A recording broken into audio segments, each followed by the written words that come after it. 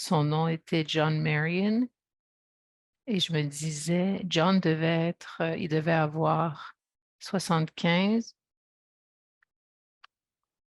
Il nous parlait des réalités de la vie.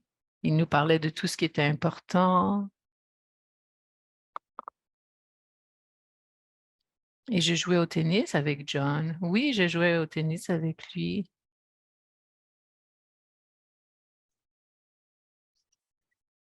Et on jouait ensemble. Il était vraiment bon, vraiment sweet. J'ai parlé avec lui, oui. Alors, est-ce que vous m'entendez correctement? Est-ce que c'est clair? Oui, tout le monde, vous m'entendez? Je suis sur la ligne en français en ce moment.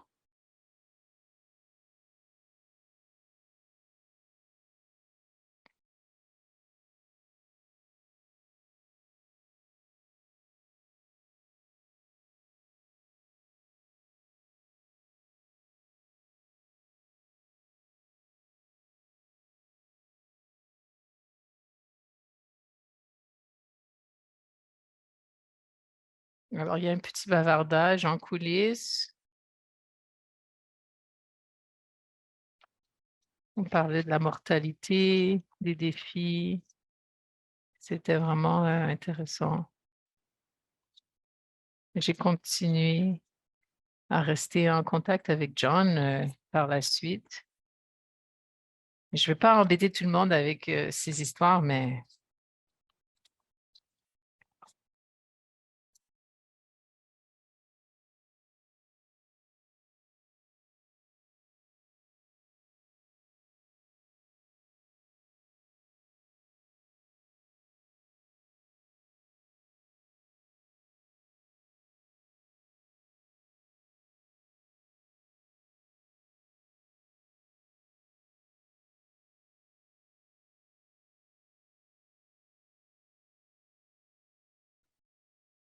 alors je commence.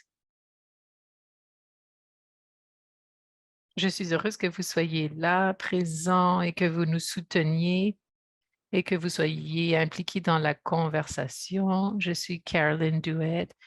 Je suis heureuse d'être la personne qui parle. Aujourd'hui, c'est mon anniversaire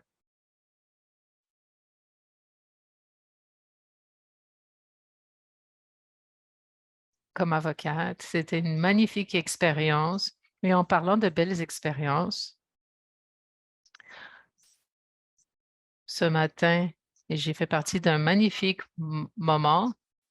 Ma voiture devait être nettoyée. Je l'ai amenée au lave-auto et l'homme au lave-auto était tellement sympathique, charmant, chaleureux. Et il m'a dit, alors vous allez être où aujourd'hui? Est-ce que je peux vous ramener les clés parce que je dois partir un petit peu plus tôt?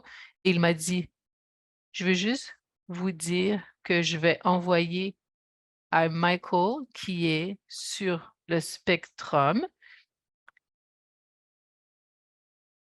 Il va vous donner la clé, mais je dois vous expliquer parce que il ne parle pas beaucoup. Et j'ai été tellement tentée de l'embrasser, le potentiel de l'individu, de l'être humain qu'on peut trouver dans, dans notre condition est tellement belle. Chaque personne a tellement à nous offrir et ils travaillent ensemble depuis 21 ans. Donc, je voulais partager avec vous ce beau moment de bonté avec vous ce matin. On doit parler de logistique maintenant. Il y a des gens en ligne. Bonjour à vous qui êtes en ligne. À la fin de notre discussion de panel, on va prendre des questions. On va avoir 15 minutes réservées à vos questions et en ligne, vous pourrez soumettre aussi vos questions et Karima, qui est ici, pourra nous dire quelles ont été vos questions. Et si on a suffisamment de temps, on va en prendre davantage et on va toutes les publier sur le site web en ligne. Donc, en ligne, on va les publier en ligne. Donc, je veux tout d'abord vous présenter nos présentateurs. Notre mandat est de protéger les membres et promouvoir dans la loi de la RFS qu'il faut également éduquer le public et promouvoir la compréhension du public de ce qu'on réglemente. Et vous verrez dans les prochaines années de plus en plus d'initiatives reliées à l'éducation, à la conscientisation, à l'engagement avec les membres du domaine. Et c'est pour la raison pour laquelle je voulais que plusieurs membres soient avec nous, nos parties prenantes, surtout les membres de notre comité spécial qui devait identifier un pilier dans le domaine en Ontario, pensaient que c'était une ère de concentration pour nous. Et sur le comité, je suis excitée de vous dire que nous ferons le lancement de la conscientisation de la pension. Toute première fois en Ontario, toute première fois au Canada. J'espère qu'on va se créer un espace et on espère que ça créera beaucoup de momentum et d'énergie dans le secteur. Ça a été une aventure vraiment excitante. Je voudrais remercier toute l'énergie à la FRS qui ont mis leur temps, leur énergie à nous soutenir avec toutes nos folles idées.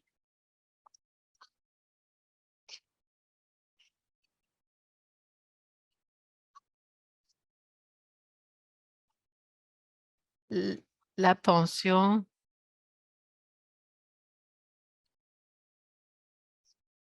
on voulait vous parler du fonds de pension. Pour le fonds de pension et le système dans tout le Canada, il y a un très bon ensemble de règles et on voulait informer les gens afin qu'ils sachent comment faire en sorte que demain soit plus agréable et comment les outiller à prendre les meilleures décisions. On veut vous sensibiliser au fonds de pension. Quelle est la valeur d'un fonds de pension? Et vous pourrez poser des questions à votre employeur actuel ou à un employeur possible, comme vous pourriez demander à un autre employé, est-ce que j'ai un plan médical, un plan de santé, un plan dentaire? Alors, regardez ces questions lorsque vous aurez à discuter différentes composantes d'un plan d'emploi. Depuis 2016, donc ceci a été une initiative qu'on avait commencée et on a enregistré 4 podcasts avec des experts en pension.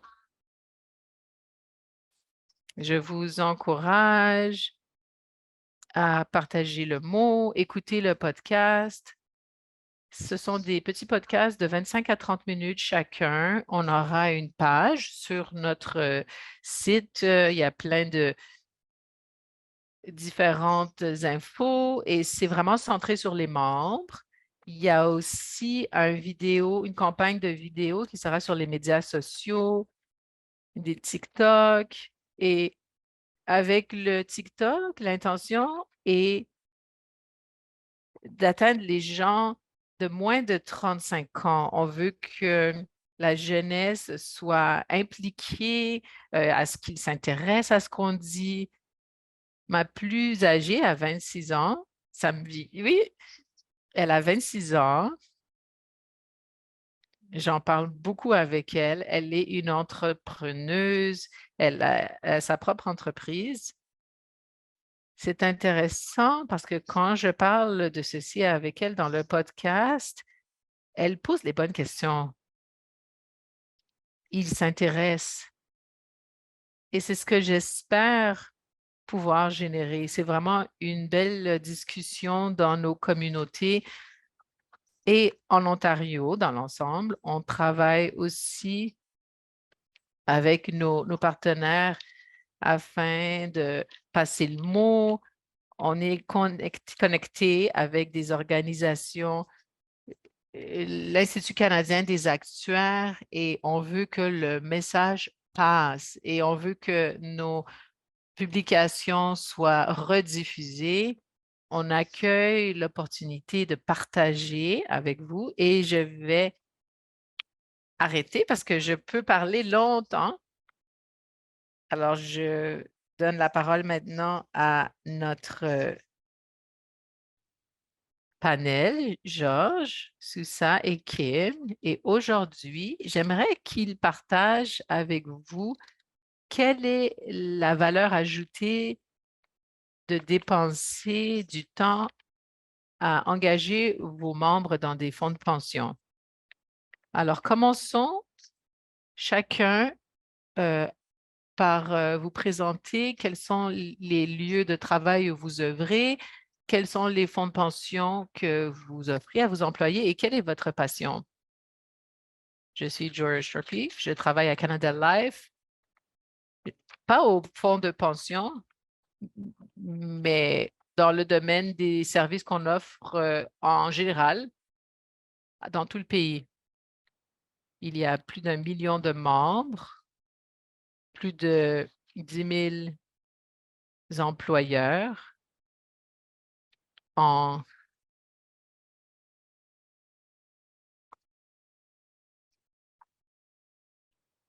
5-10 vies.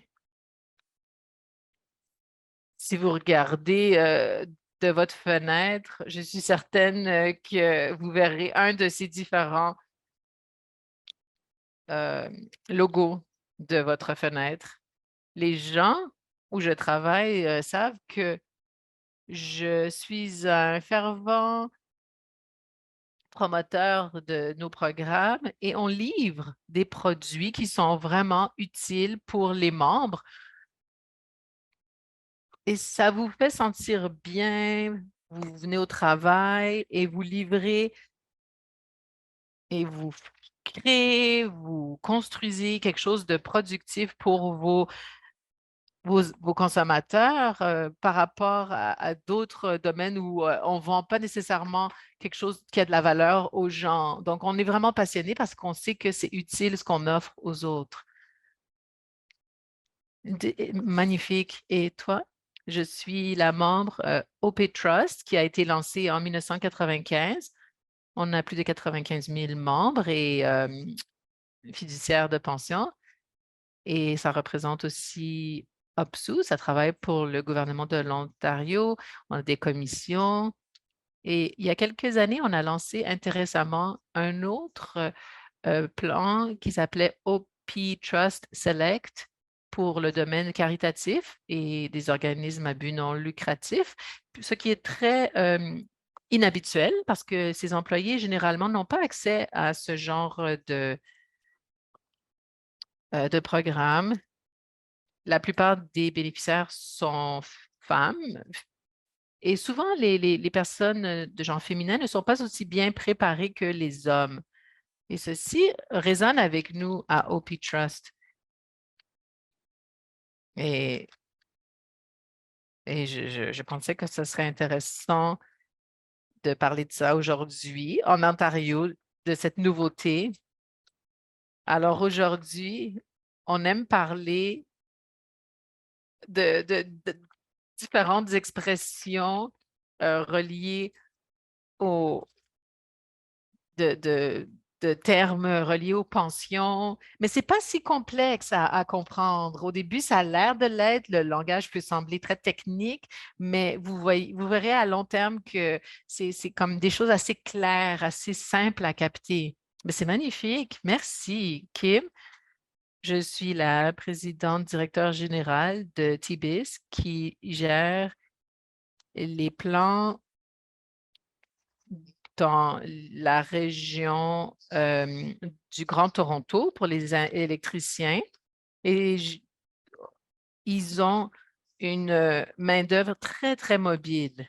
Ces gens peuvent travailler pour des douzaines d'employés au cours de leur vie. Leur fonds de pension est connu comme un plan qui cible les besoins de chacun, qui c'est donc susceptible de changement et on espère que ceci ne va jamais changer. Ceci peut nécessiter une communication particulièrement précise. Le fonds de pension dont vous avez besoin n'est pas nécessairement celui dont quelqu'un d'autre a besoin.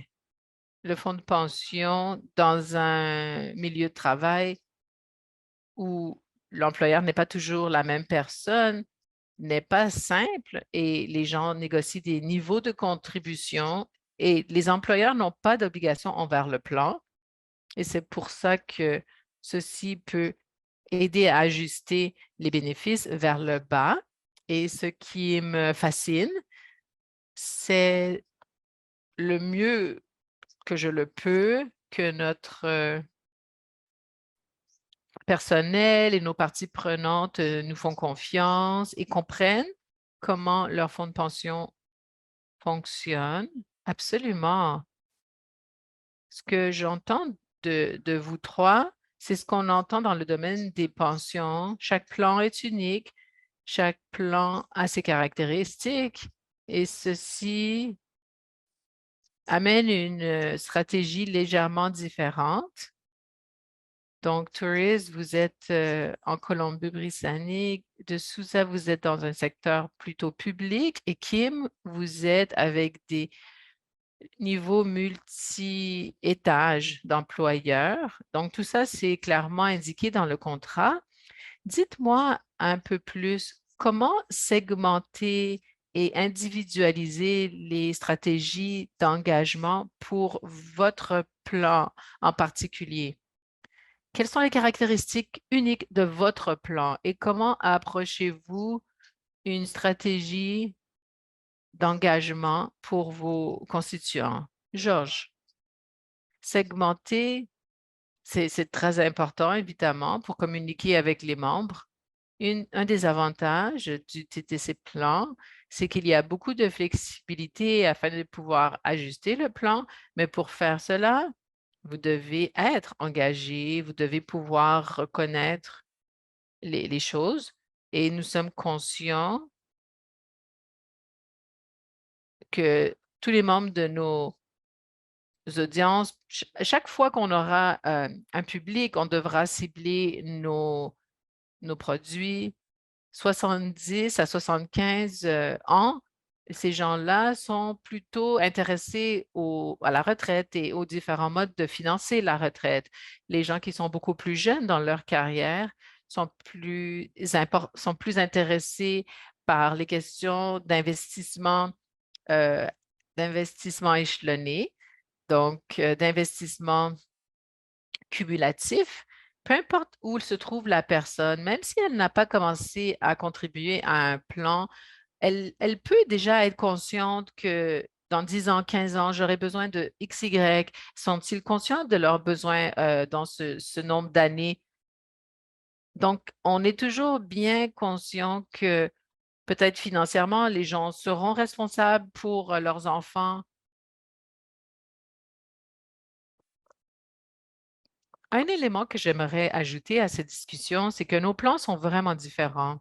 On a des employeurs qui sont peut-être plus petits. Il y a beaucoup de roulements, de gens qui quittent, de gens qui rentrent.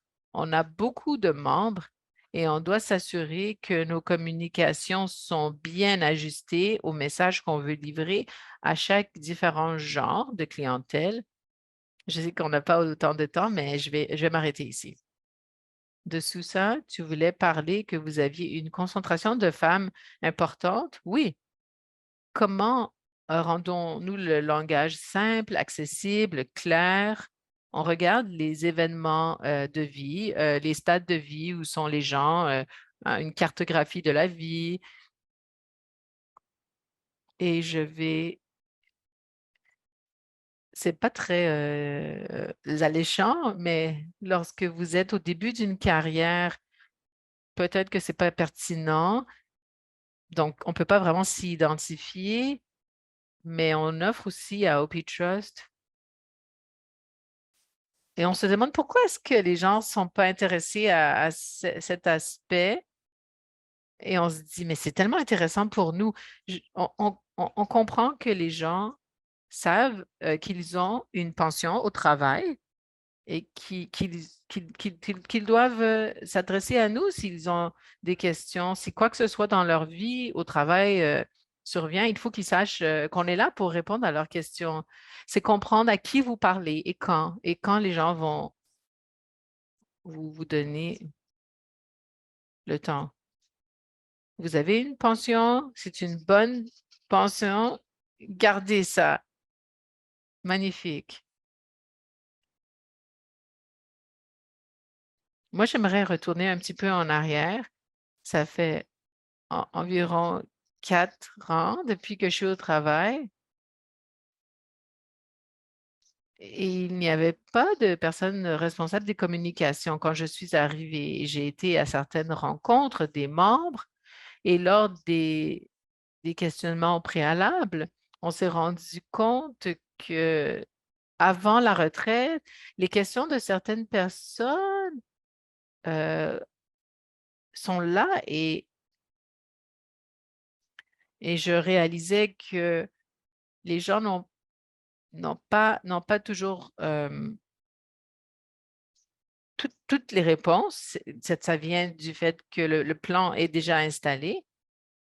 Et aussi, la chose que j'ai remarqué, que les gens, 60% parmi eux estimaient qu'ils avaient une connaissance déficiente ou insuffisante par rapport à leur pension.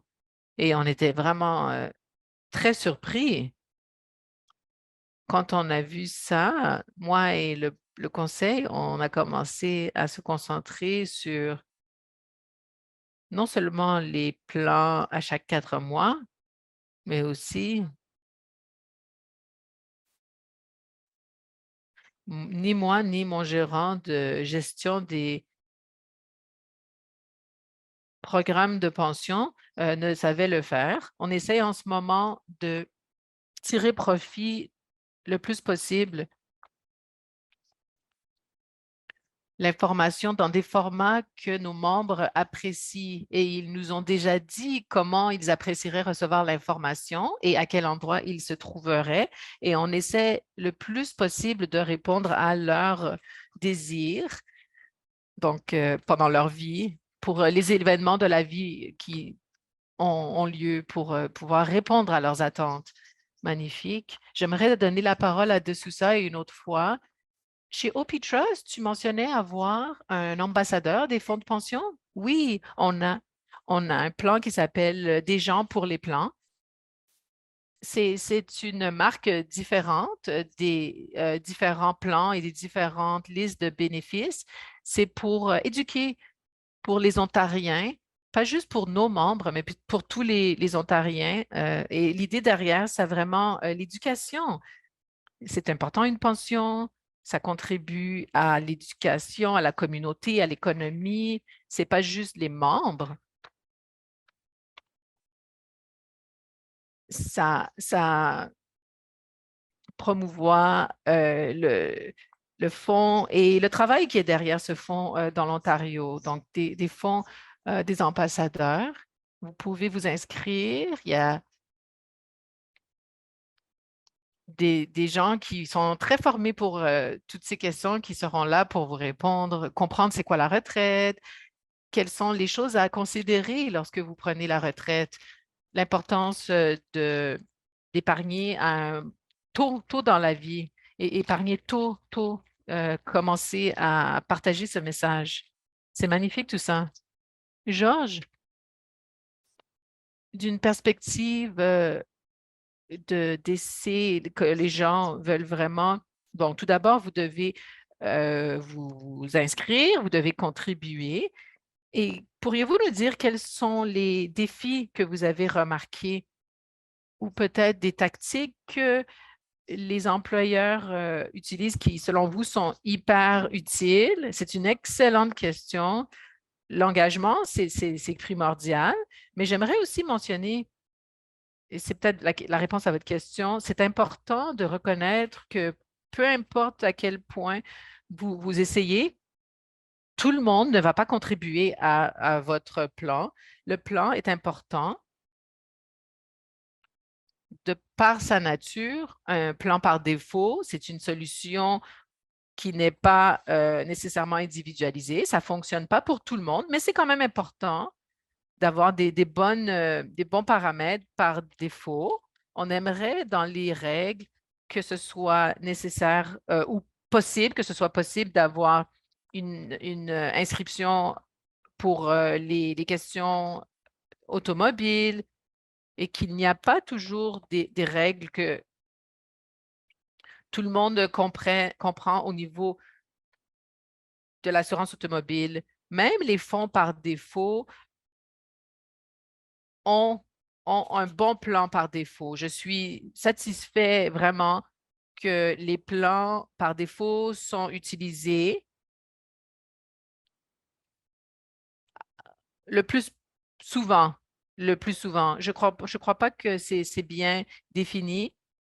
On ne peut pas dire on va changer tout d'un coup ADC. C'est important d'avoir de l'ouverture. Il y a des employeurs, vous faites une contribution volontaire, minimum 3%, vous pouvez aller jusqu'à 3% et votre employeur fait 100%. Et s'assurer que les membres comprennent ceci, des webinars, des séances. C'est important de créer ce genre d'outils afin que les gens comprennent. Et on a eu beaucoup de succès avec un aspect de Canada Life. On a des bénéfices pour les membres, mais aussi pour les groupes. Et on racontait qu'il y a des bénéfices pour les membres qui prennent leur retraite. On offre de l'expérience. Les membres n'ont pas toujours en tête que le samedi, allons regarder nos investissements. Mais la plupart des membres qui ont des plans dentaires et santé vont avoir plus de 20 réclamations. Si vous allez en ligne, c'est intéressant de voir la progression de ce que vous avez, d'où ça va.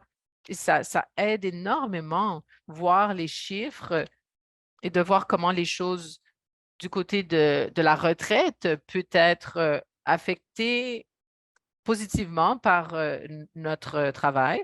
Et donc, voici certaines des tactiques qu'on utilise. Magnifique. Merci, Kim. Y a-t-il, je sais que vous êtes plus tôt dans votre aventure, dans votre voie. Je crois qu'il y a beaucoup de personnes qui commencent. Y a-t-il quelque chose que vous pensez a été une contribution positive avec votre engagement?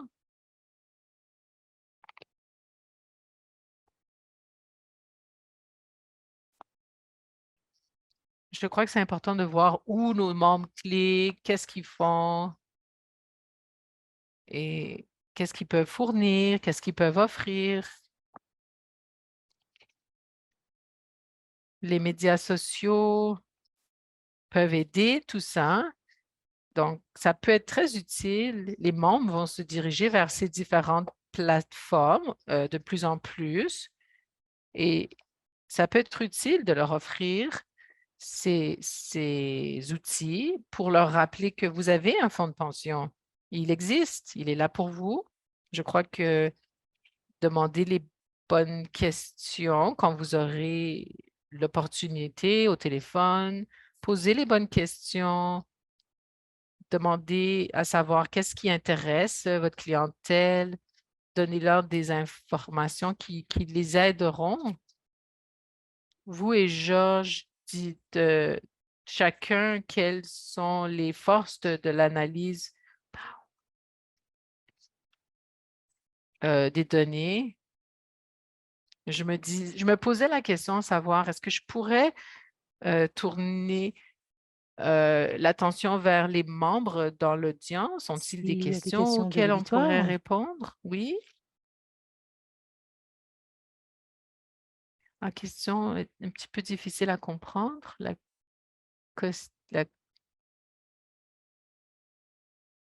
quelle serait une moyenne? de protection.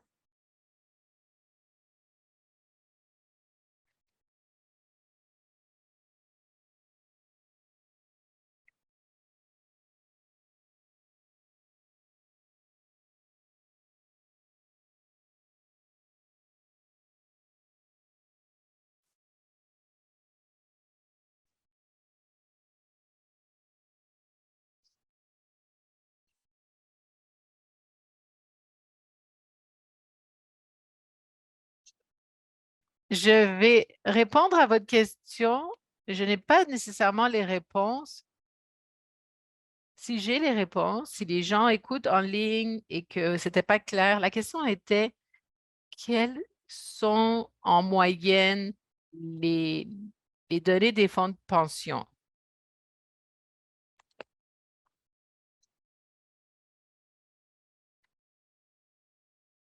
Je crois que c'est une bonne question. En particulier pour définir les plans de contribution. Pour nous, c'est très difficile de dire ce qui est la pension moyenne parce que nous sommes régulateurs. Il y en a peut-être qui sont employés depuis 10 ans et ils sont avec d'autres employeurs avec un autre 10 heures et qui auront 10 ans et qui auront une pension avec avec l'employeur courant. Donc, on ne peut pas vous dire ce qui est la pension moyenne. Mais en aidant les gens à comprendre leur équilibre, c'est-à-dire là-dedans, ce sera, et surtout, euh, il faut qu'ils puissent regarder en ligne. Et quand vous regardez les définis, le profil a l'air justement d'un compte avec un certain montant comme 150 000 ou 200 000, mais beaucoup de gens vont regarder au montant de 200 000 et dire, ah, j'ai beaucoup d'argent. Cependant, vous ne pouvez pas reconnaître, vous devez reconnaître que le 200 000 n'est pas une grosse pension. C'est pas mauvais. Ce serait bien d'avoir quelque chose qui puisse générer 1 000 $ par mois avec d'autres pensions additionnelles que vous auriez. Mais il faut aider les gens à convertir ce montant en un montant mensuel. Et ce sont les outils que nous voulons fournir sur notre site pour que les gens puissent comprendre ce que leurs montants veulent dire parce qu'ils vont penser de leur pension, en savoir bon, quel est leur lot total. Souvent, la plupart des gens pensent d'une pension en termes d'un. Ils pensent pas en termes d'un terme mensuel parce qu'il y a le loyer, l'assurance, l'hypothèque, l'hydro. Et donc, il y a tout ça. Donc, il faut que les gens puissent comprendre cela dans ces termes, mais il faut qu'ils comprennent en fait que leur montant total soit, il soit vu entre une projection comme étant un salaire également.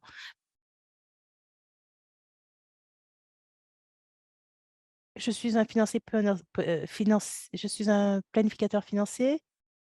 En travaillant avec mes clients depuis les dernières 20 années, je n'ai pas vu une personne qui connaisse très bien le contenu de leur pension. Et lorsqu'on parle de l'engagement inaudible, je pense que les communications entre les planificateurs de pension et les planificateurs financiers pourraient être un outil substantiel qui pourrait accroître l'engagement. Lorsque je rencontre mes clients, j'ai toujours cette conversation avec eux quant à leur pension. J'essaie de faire un effort supérieur quant à la planification de celui-ci, ce qui n'est pas le cas de tous. Ma question est, qu'est-ce qu'il est fait par les régulateurs pour accroître cette communication quant à la euh, communauté de planificateurs et pour pouvoir aller voir cette communauté, bon, moi, personnellement, ce que je ferais pour pouvoir accroître l'engagement et pour pouvoir accroître la conscience de notre secteur, j'irais vraiment travailler là-dessus. C'est une très bonne idée, une bonne question. C'est un début d'une bonne conversation. Nous avons eu des discussions derrière les rideaux à propos justement avec l'association PFP. Mais vous savez quoi, j'aimerais bien avoir cette conversation avec vous plus en détail pour vraiment comprendre un peu plus ce que vous aimeriez nous transmettre quant aux planificateurs financiers ainsi que les plans et voir qu'est-ce qui pourrait avoir du sens quant à l'écosystème. Très bonne idée et rencontrons-nous après. Oui? Ah, alors lui était mon partenaire à l'heure du lunch. Dans les services financiers que inaudibles pour... j'ai eu une idée relative au doctorat. Tom Dickens a écrit le livre le capital au 21e siècle, inaudible. Anyway, alors, il a voulu illustrer certains concepts avec des histoires, hein, de la littérature française autour du 1860. Cet homme veut marier une femme parce que son père est un avocat et il a des millions. Inaudible. Et donc, il a un intérêt à 5%. On lui promet un intérêt de 5% s'ils restent toujours ensemble, ce qui lui donne ensuite 50 000 livres à la fin d'une vie.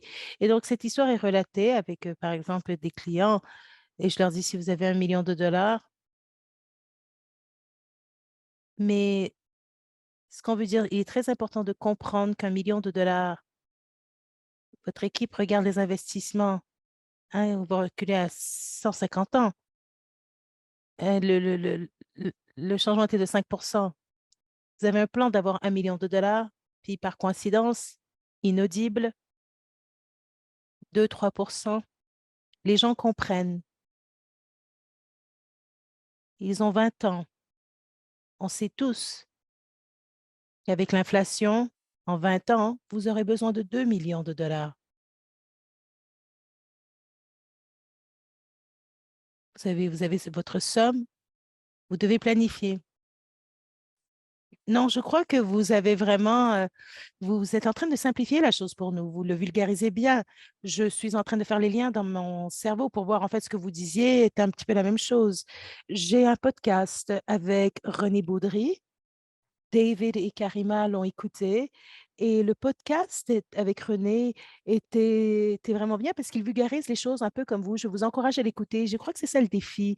Il faut que nous puissions, dans ce secteur, voir qu'il y a beaucoup de personnes techniques, reconnaître le tout, hein, des avocats, des actuaires. Et nous devons trouver un moyen de vraiment simplifier et, et rendre notre information invitante pour pouvoir justement euh, allumer cet engagement et le motiver. Si je peux interférer ici, je suis dans le secteur des baies avec mes perspectives. Donc, nous avons un problème opposé où il n'y a personne qui contribue. Et ils appellent, ils disent, j'ai 30 000 dollars ainsi qu'un plan. Et nous avons l'opposé. Alors, nous allons dire, non, vous pouvez faire votre plan, car vous savez ce que vous allez recevoir jusqu'à aujourd'hui. Nous pouvons vous dire ce que vous allez recevoir de manière mensuelle dans votre pension. C'est là que l'éducation doit se faire.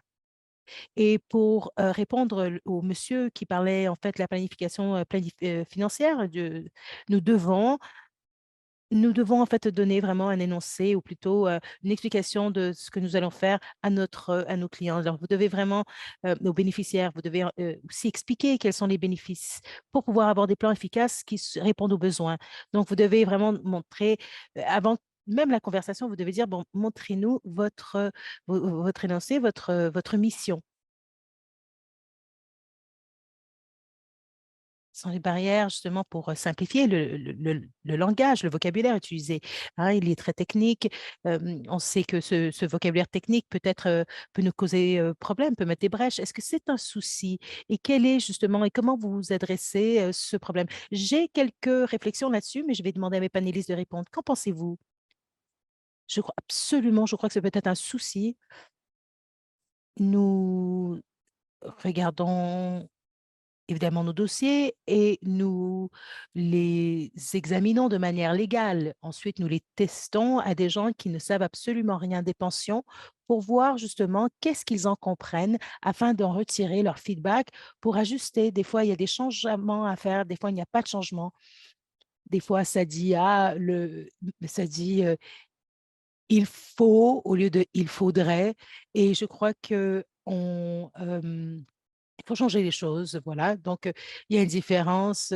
Vraiment, il faut vraiment regarder notre vocabulaire légal. Il faut bien inspecter afin de ne pas perdre des partenaires. Il faut bien protéger nos membres.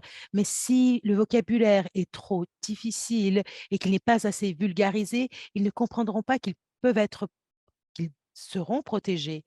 Ce sera un défi, mais c'est une discussion utile à avoir afin de s'assurer à voir comment présenter l'information légale, comment justement souligner les choses dans une langue intelligible pour que justement le bénéficiaire comprenne et qu'il ne soit pas perdu. Et je crois que c'est le défi que nous avons tous, c'est quant à justement vulgariser ce vocabulaire. Nous pouvons encore avoir tous nos termes légaux, mais il faut savoir comment les exposer et également montrer ou plutôt offrir un lien si jamais quelque chose n'est pas compris, dire pour information pour plus d'informations, vous pouvez visiter tel endroit ou lire tel document. Donc, il faut pouvoir vraiment donner toutes les informations. Hier, j'ai eu un appel parce qu'on parlait justement, on avait un retour d'informations, un feedback par rapport à des réglementations futures proposées. Il y en a tellement, en fait. Un des commentaires que je vais partager, c'est qu'on nous a dit si on pouvait justement, si on leur donne toute l'information, ils ne la liront pas. Donc, la question est également à savoir quel est le montant d'information, le degré d'information qu'on donne. Ne pas surcharger le bénéficiaire, mais lui en donner assez. C'est une question assez intéressante hein, par rapport, bon, on se dit, si vous êtes trop simple et vous ne décrivez pas vos produits ni leur fonctionnement, est-ce que vous vous exposez ainsi que la compagnie et l'organisation à des risques, mais le membre aussi a des risques. S'il voit quelque chose qui dit, vous projetez avoir 1 000 $ par mois à l'âge de 65 ans et qu'à 65 ans, ce montant est réduit à 750, ils vont se poser la question et ils vont vouloir savoir pourquoi. Donc, il faut faire très attention avec le langage utilisé. J'ai voulu vous le mentionner avant lorsque nous parlions justement de communication. En termes de communication, au lieu d'avoir une communication générale, vous pouvez avoir un type d'information de littérature qui soit plus spécifique et plus précisée. Si vous savez qu'un auditoire quelconque ou des bénéficiaires quelconques comprennent certaines choses d'une certaine perspective, vous pouvez aussi leur donner d'une manière.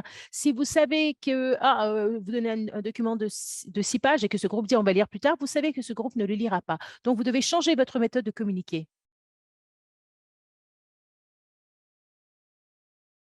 Inaudible.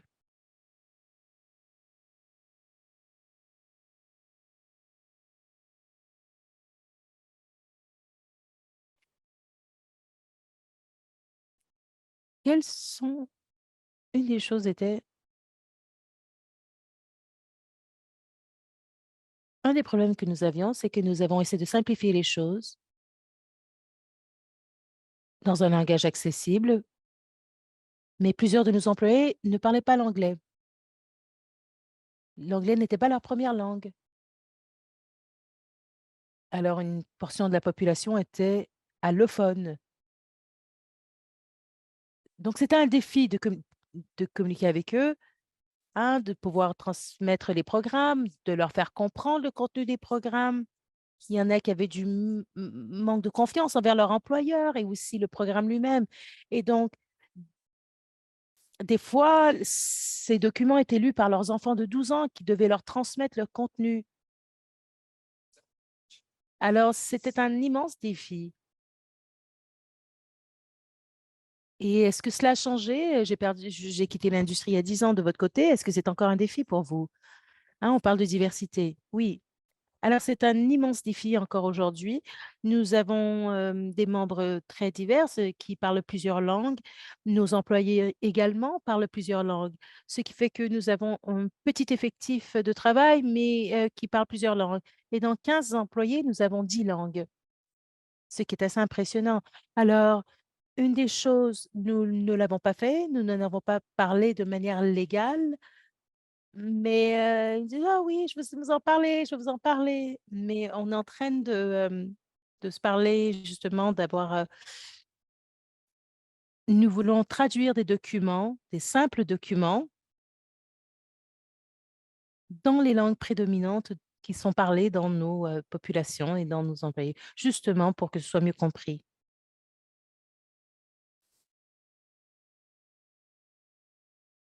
Nous avons une situation similaire, nous avons des gens qui, sont illettrés ou analphabètes et heu c'est ici, de la même manière, c'est encore un membre de la famille qui va appeler pour pouvoir assister et aider, leurs proches afin de pouvoir justement pour qu'ils puissent traduire, l'information du contenu pour ces personnes et donc c'est aussi, la beauté d'être, à Toronto, d'être dans la ville de Toronto et au Canada. Et c'est un défi qui continuera à être présent. Donc, une de mes premières questions, parce que on dirait que ma réponse sonne un petit peu comme une publicité, mais ce n'est pas le cas.